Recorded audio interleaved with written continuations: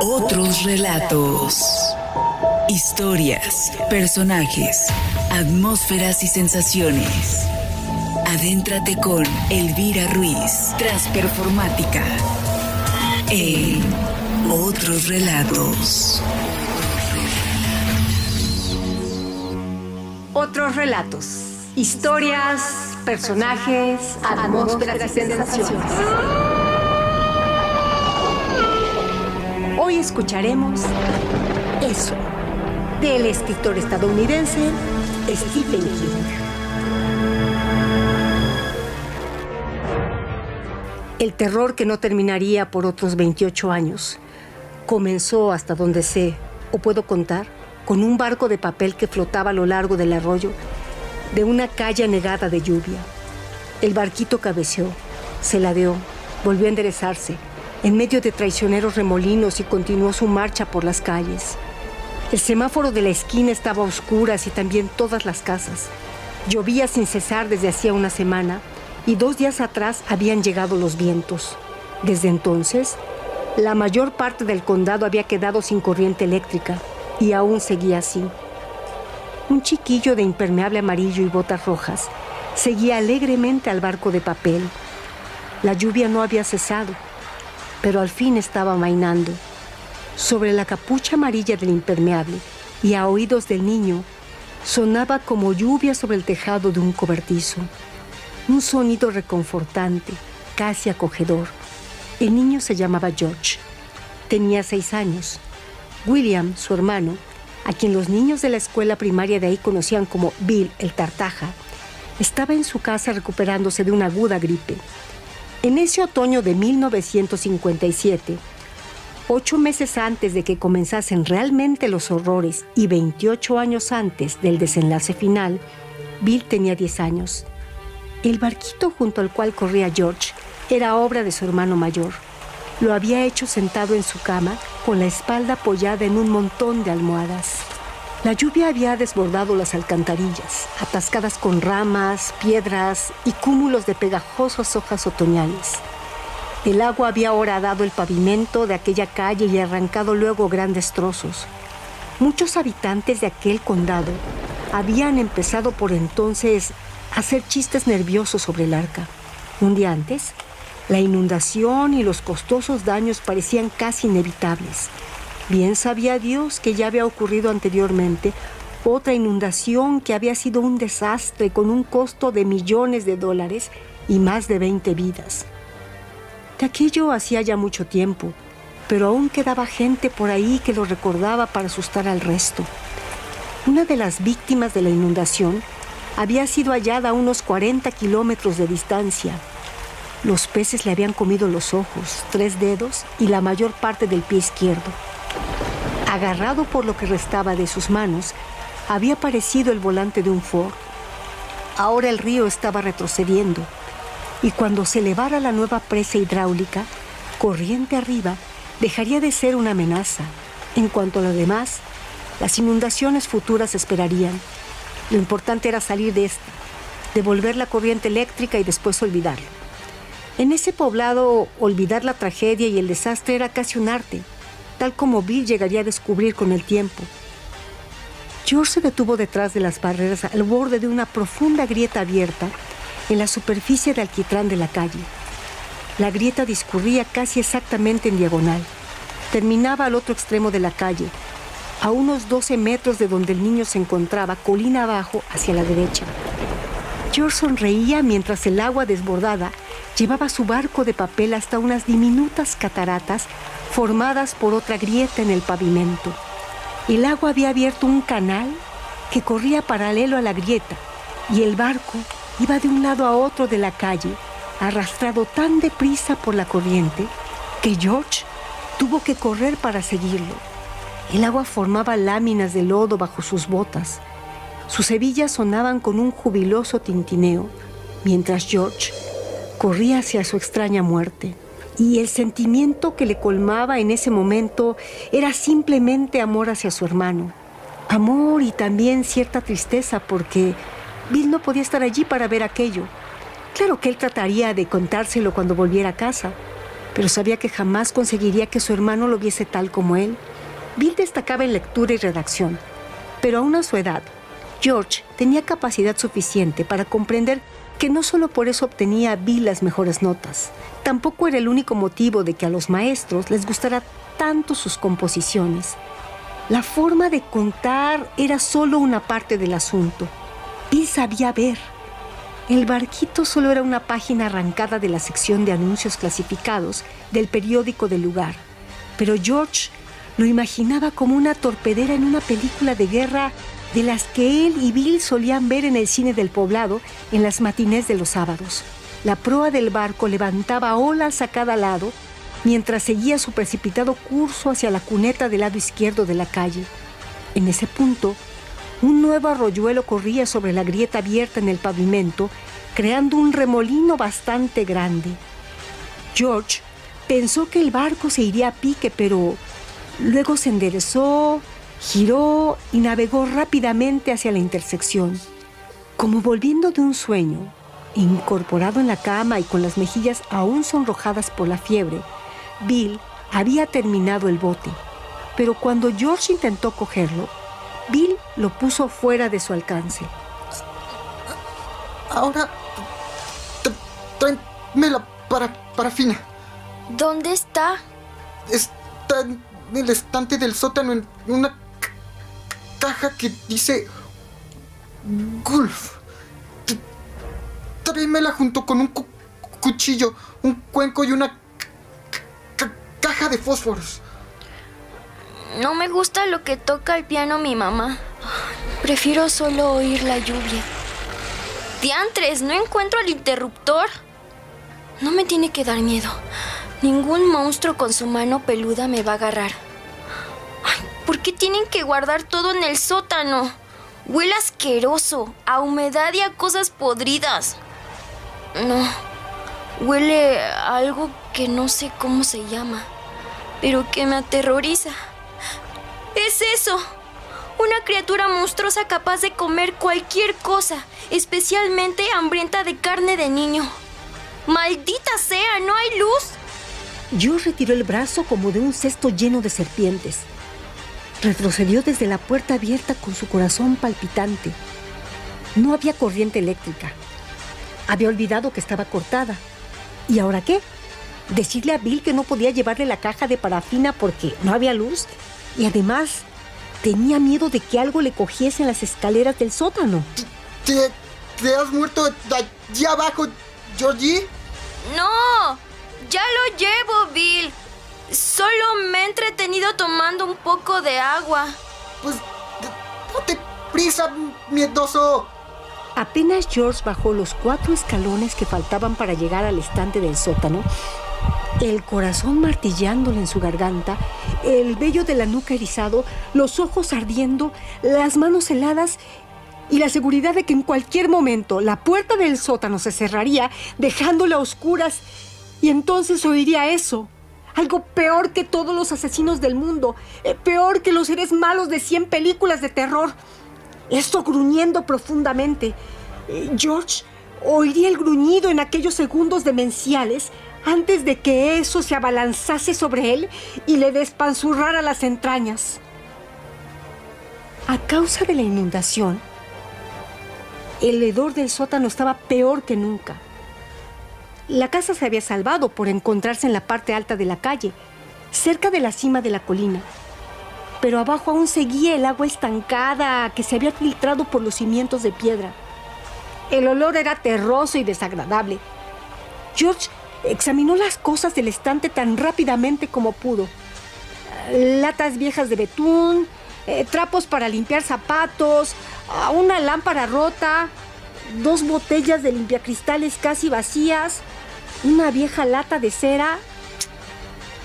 Por alguna razón, esa lata le impresionó y contempló la tortuga de la tapa con perplejidad hipnótica. La apartó luego hacia atrás y allí estaba por fin, una caja cuadrada con la inscripción Gulf. George corrió escaleras arriba tan rápido como pudo, dándose cuenta de que llevaba salidos los faldones de la camisa. ¿Y de qué sus faldones serían su perdición? La cosa del sótano le permitiría llegar casi hasta arriba. Y entonces le cogería por el faldón de la camisa y lo tiraría hacia atrás. En cuanto llegó a la cocina, ¡pah!, cerró la puerta de un golpazo. George se apoyó contra ella con los ojos cerrados, la frente y los brazos cubiertos de sudor, sosteniendo la caja de parafina en una mano. No azotes la puerta y ven ya, inútil. No soy ningún inepto. Sí lo eres, pobre inepto de culo gordo, negro y asqueroso. Tu culo es más grande que todo el universo. Hay que impermeabilizar el barco para que no se hunda al mojarse. Cuando George estaba con Bill, tartamudeaba poco, a veces nada en absoluto. En la escuela, en cambio, tartamudeaba tanto que hablar le resultaba imposible. Los maestros miraban hacia otra parte mientras Bill se aferraba a los lados de su pupitre con la cara casi tan roja como el pelo y los ojos entrecerrados, tratando de arrancarle alguna palabra a esa terca garganta. Casi siempre la palabra surgía, pero a veces simplemente se negaba. A los 3 años había sido atropellado por un coche y arrojado contra la pared de un edificio. Había estado inconsciente durante 7 horas. Su madre decía que ese accidente le había provocado la tartamudez. ¿Puedo poner un poco? De acuerdo, pero no manches las mantas si no quieres que mamá te regañe. No le pongas tanta cera, culo gordo. ¿Quieres que se hunda en el viaje inaugural? Lo siento. Voy a salir para hacerlo navegar. Me gustaría que vinieras. En realidad, el barco es tuyo. A mí también me gustaría ir, pero ponte el impermeable y las botas. Si no quieres pescar una gripe como la mía. Me has dado un beso en la mejilla. Ahora sí te vas a enfermar, culo sucio. Guarda todo o a mamá le dará un ataque. Georgie, ten cuidado. Descuida, no me pasará nada grave. Y allí estaba el pequeño Georgie persiguiendo su barco de papel por el lado izquierdo de la calle. Corría deprisa, pero el agua le ganaba y el barquito estaba sacando ventaja.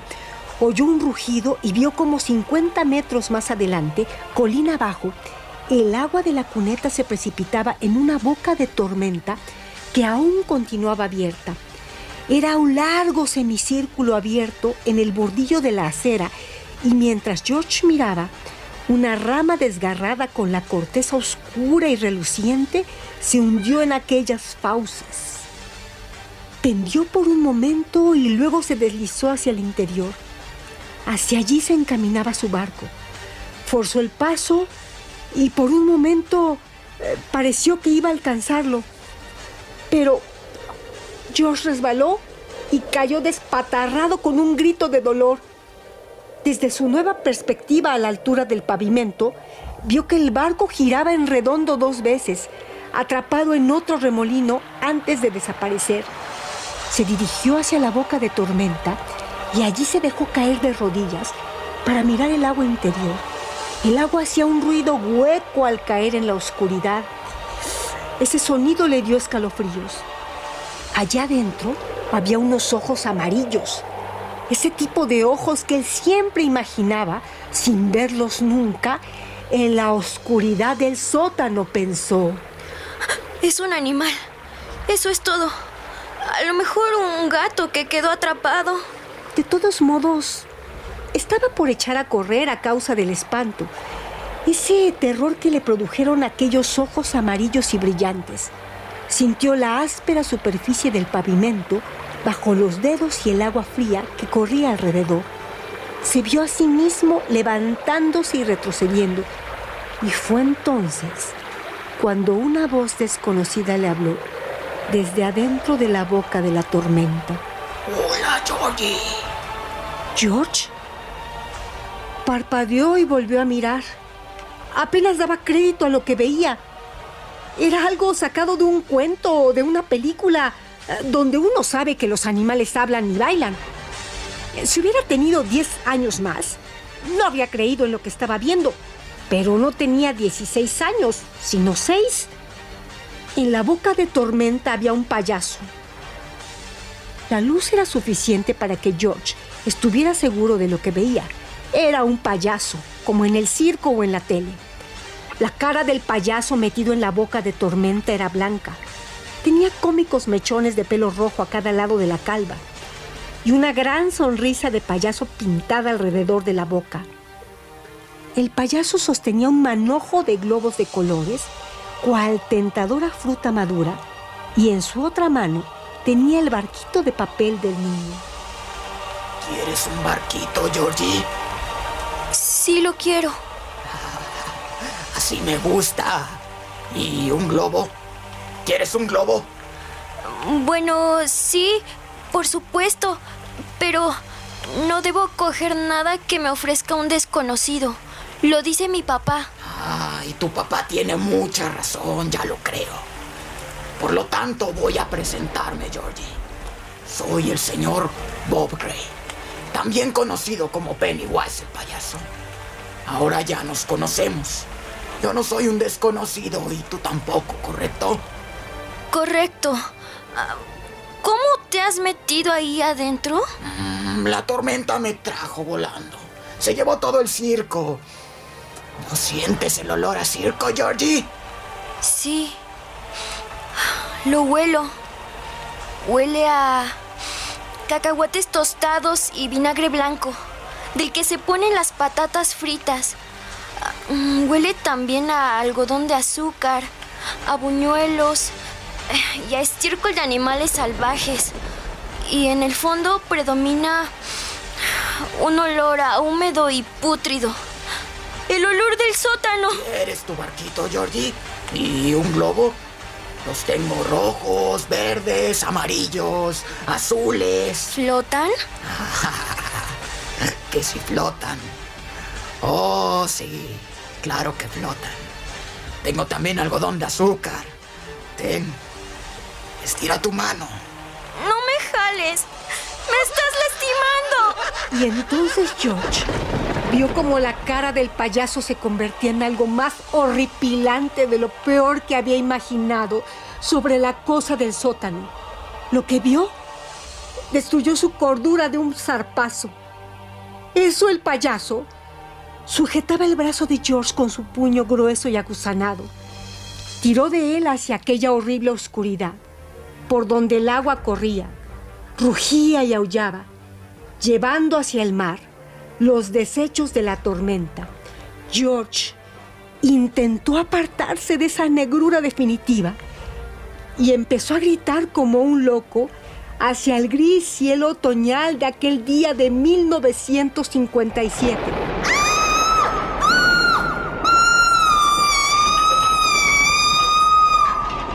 Sus gritos eran agudos y penetrantes, y a lo largo de toda la calle, la gente se asomó a las ventanas y salió a los porches.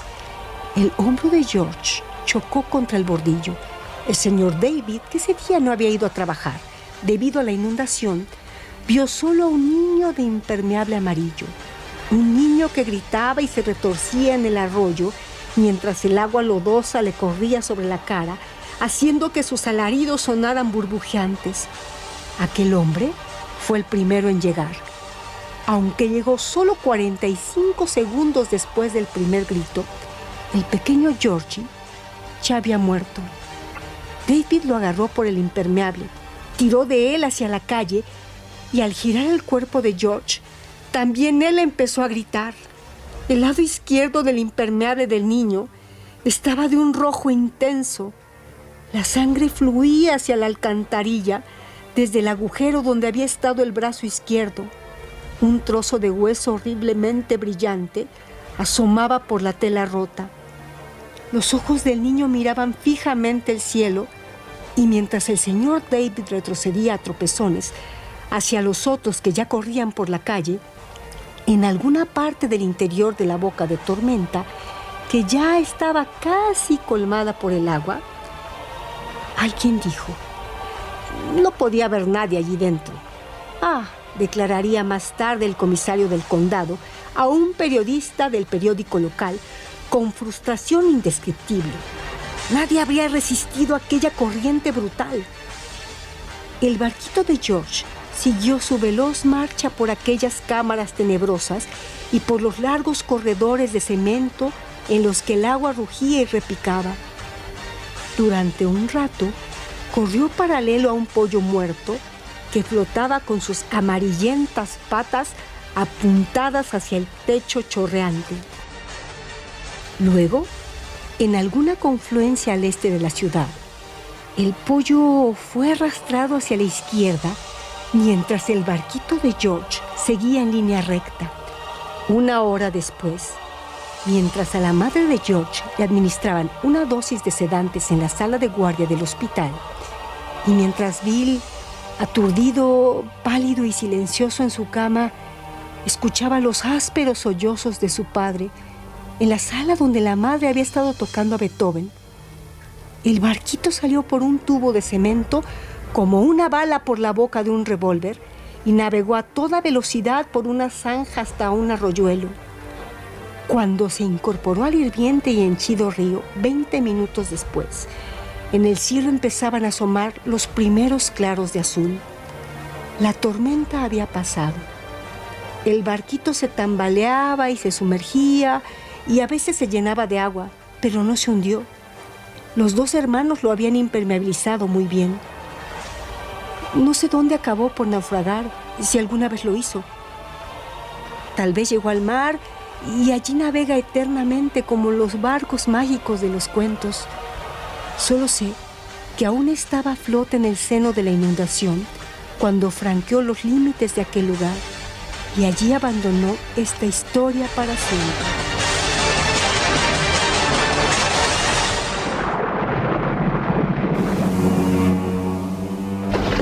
Este ha sido un fragmento de Eso de Stephen King para otros relatos.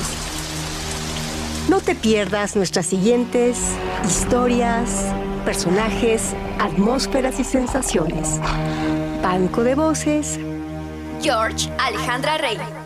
Narradora: Elvira Ruiz. Billy Payaso, Alexis Aglaé. Guión y dirección: Elvira Ruiz Vivanco. Compártenos tu historia. Esto es Otros Relatos. Otros Relatos.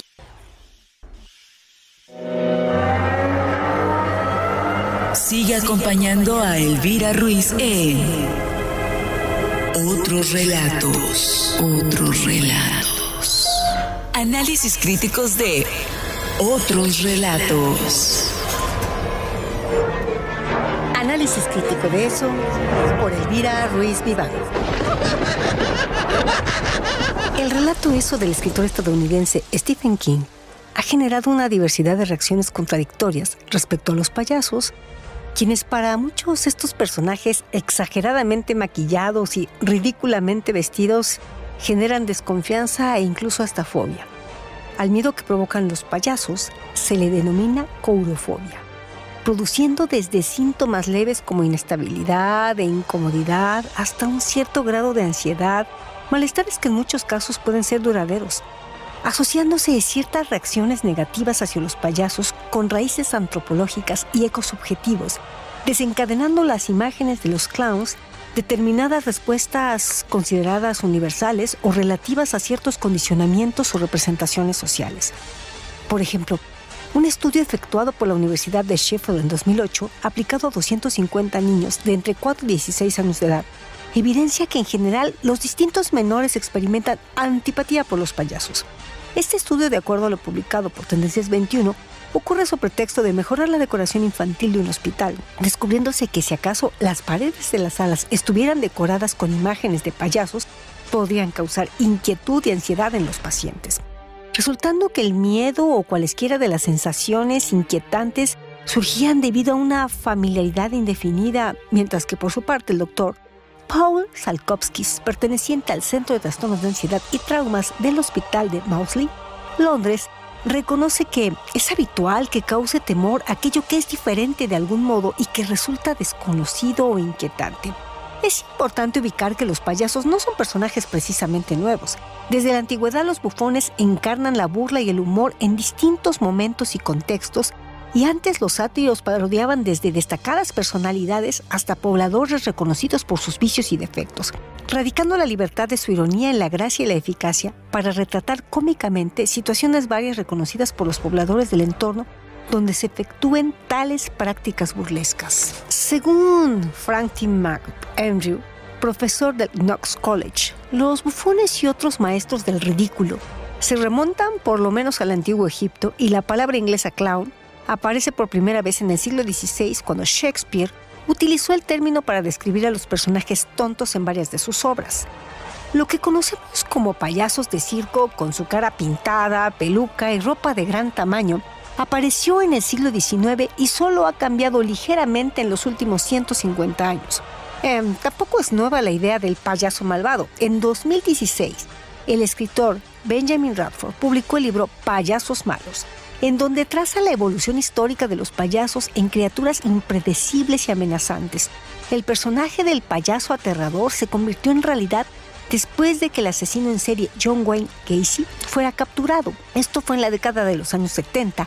Gacy se presentaba en las fiestas de cumpleaños infantiles como Pogo el payaso, pintando también retratos de payasos con asiduidad.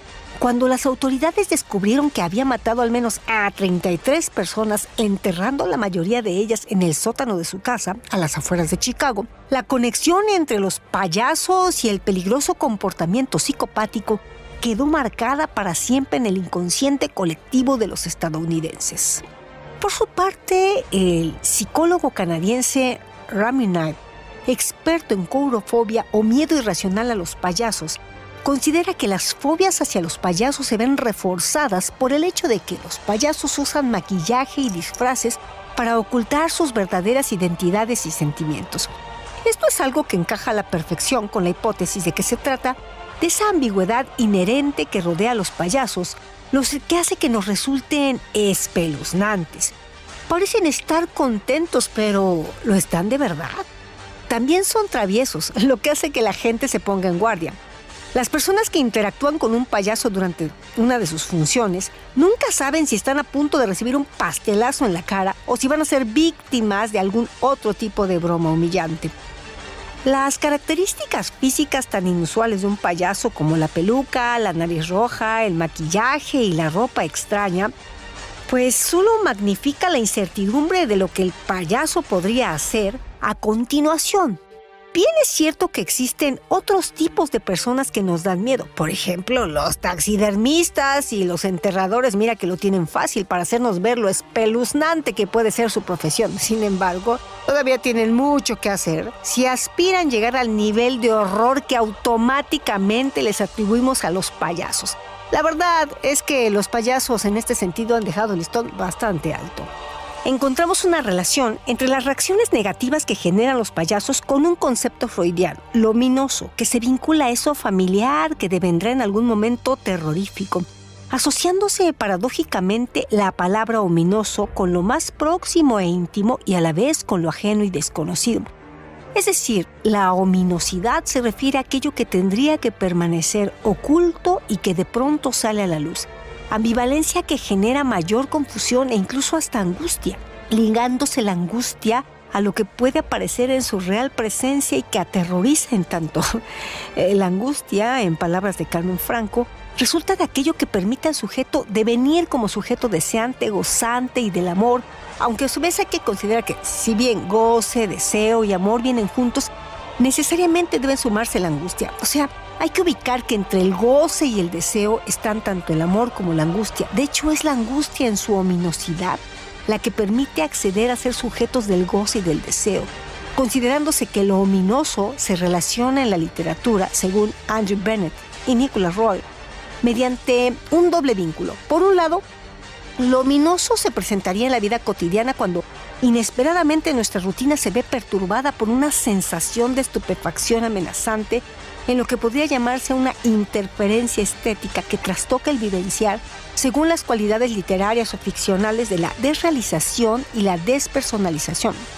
Por otro lado, sería factible definir la literatura misma como un discurso de lo ominoso, en tanto, tal como lo expusieron los formalistas rusos, opera según un principio de desfamiliarización, es decir, hacen que lo familiar resulte extraño y desafía esto nuestras creencias y suposiciones sobre el mundo y sobre la naturaleza de la realidad.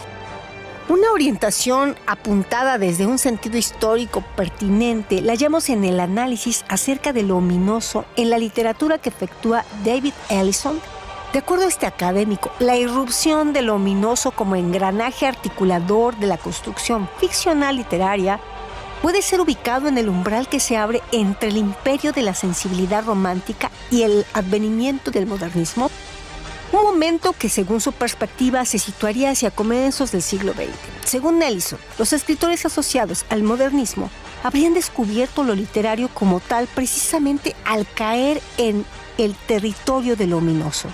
Cuestión patente en la obra de literatos como Marcel Proust o Franz Kafka, en quienes el despliegue narrativo resulta inseparable de una especie de reverberación siniestra que pareciera provenir desde el interior de las propias palabras.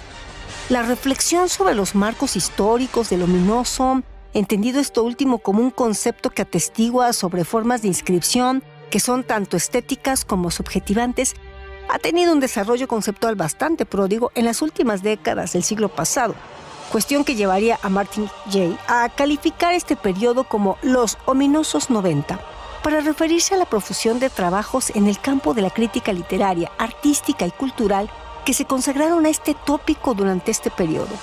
Para Jay resulta llamativo que durante la primera mitad del siglo pasado, el análisis de la categoría del ominoso haya quedado en lo fundamental reducido al ensayo de Sigmund Freud, lo ominoso.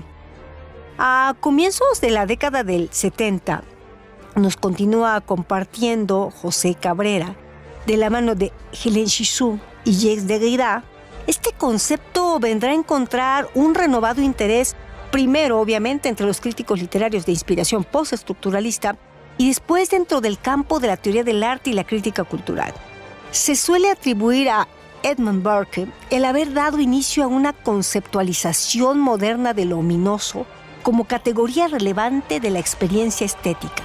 Sin embargo, no es del todo evidente que el ensayo de Burke se consagre de forma privilegiada a inspeccionar los mecanismos que dan forma a la vivencia del ominoso, al menos en lo que respecta a los dos conceptos que en el título de su tratado se enuncian como los objetos que somete a examen, lo sublime y lo bello. No obstante, la disección interpretativa de lo sublime efectuada por Burke expone el inesperado esqueleto que sostiene este aparentemente evanescente concepto. Allí donde se esperaría encontrar algo más afín a lo luminoso o lo cristalino, o alguna configuración retórica que aluda a lo elevado y excelso, Burke da con la nervadura orgánica y la materialidad objetual que condicionarían la experiencia de lo sublime. Para Terence Deprez, la concepción de Burke sobre lo sublime se distancia profundamente de la desarrollada por Pseudolonginos en su seminal Peri Ipsus sobre lo sublime, ya que para este último la condición de lo sublime es resultado de un acto de estructuración retórica, es decir, se trataría de una categoría estética que se deriva de una determinada composición estilística y figurativa. De forma contrastante, Burke concibe lo sublime como una experiencia que concierne tanto a ciertos objetos y configuraciones ambientales como al efecto perceptivo que éstas inducen en el sujeto receptor, lo que para Pseudolonginos era consecuencia de una particular articulación significante. Es pensado por Burke desde un materialismo organicista en el cual la experiencia estética es una emanación epifenoménica de los sistemas perceptivos del cuerpo impactados por la magnitud inconmensurable de ciertos estímulos. Si bien el análisis de Burke descansa sobre una perspectiva epistémica de una ingenuidad casi simpática, profundamente distanciada de lo retórico, produjo una fisura en el cuerpo conceptual de la estética que fue colonizada por las reformulaciones románticas de lo sublime. Esta grieta argumentativa se deriva de la continuidad experiencial que la comprensión de Burke tiende entre las concepciones de lo sublime y lo ominoso, relación que se fundamenta en lo que sería la última experiencia de lo sublime, el horror.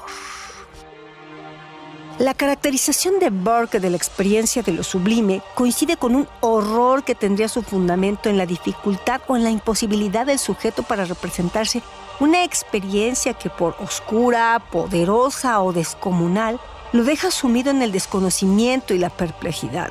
Esta fundamentación de lo sublime como un arrobamiento de la conciencia en la totalidad excesiva del objeto puede ser interpretado como el gesto conceptual que abre la puerta para una mutación histórica de la significación estética de lo ominoso. Evidentemente, lo ominoso, lo sublime y lo terrorífico habitan a la narrativa eso. Interesante, ¿verdad? No te pierdas nuestros análisis críticos de otros relatos con Elvira Ruiz.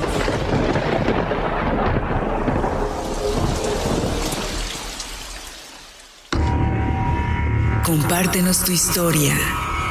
Esto es Otros Relatos. Otros Relatos. Sigue acompañando a Elvira Ruiz en Otros Relatos. Otros Relatos. Además de otros relatos, te presentamos nuestra sección Datos Curiosos. Los datos curiosos de eso son... ¿Sabías que el libro fue publicado en 1986 y se mantuvo en el primer lugar de ventas por 14 semanas según el New York Times? ¿Sabías que Stephen King escribió el libro para sus hijos? ¿Sabías que al principio el libro no se iba a llamar It, sino Derry? Pues es el nombre del lugar donde ocurren las apariciones de Pennywise y está inspirado en el lugar donde creció Stephen. ¿Sabías que el grupo de los 7 niños visitaba el cine porque era la actividad favorita de Stephen y sus amigos en la infancia?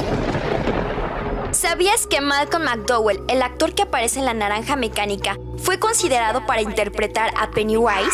¿Sabías que el éxito del libro fue tan grande que en 1990 se produjo una serie con un presupuesto de $12 millones, siendo una cantidad enorme para esa época? ¿Sabías que el actor que interpretó al payaso Eso en la primera película se metió tanto en su personaje que se vestía de payaso hasta en sus días de descanso? ¿Sabías que Pennywise está inspirado en una persona de la vida real que se disfrazaba de payaso para asesinar adolescentes? ¿Sabías que después de la publicación de la película Eso se comenzó a estudiar seriamente la coulrofobia, que es el intenso miedo a los payasos? ¿Sabías que Eso ha sido tan icónico que sirvió como inspiración para un personaje de la serie American Horror Story? ¿Sabías que los payasos profesionales han declarado que Pennywise ha afectado la imagen mundial de los payasos y que debido a sus películas, la profesión está muriendo? ¿Sabías que en 2016 aparecieron payasos aterradores por todo el mundo? Algunos inspirados en el payaso Eso, y justamente un año después se anunció el estreno de la nueva película. ¿Sabías que la complejidad de la novela era tanta que Stephen King consumió alcohol y drogas como estimulantes para seguir escribiendo y dejó de consumirlas 2 años después de terminarla? ¿Sabías que el libro contiene muchas situaciones no aptas para menores de edad, pues incluye racismo, homofobia, abuso de menores y sexo? No te pierdas los datos curiosos de otros relatos con Alejandra Rey, Alexis Aglaé y Elvira Ruiz.